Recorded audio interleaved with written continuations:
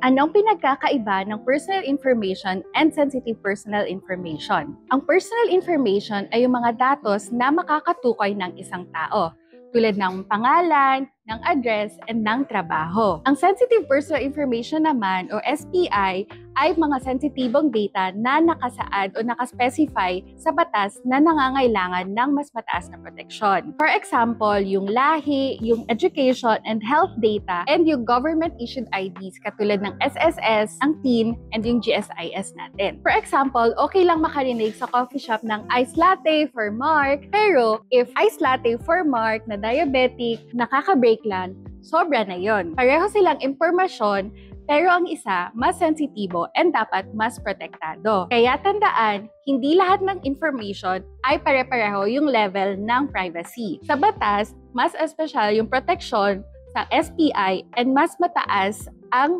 punishment pag naaabuso ito. At yan ang Privacy Real Talk, hatid ng National Privacy Commission.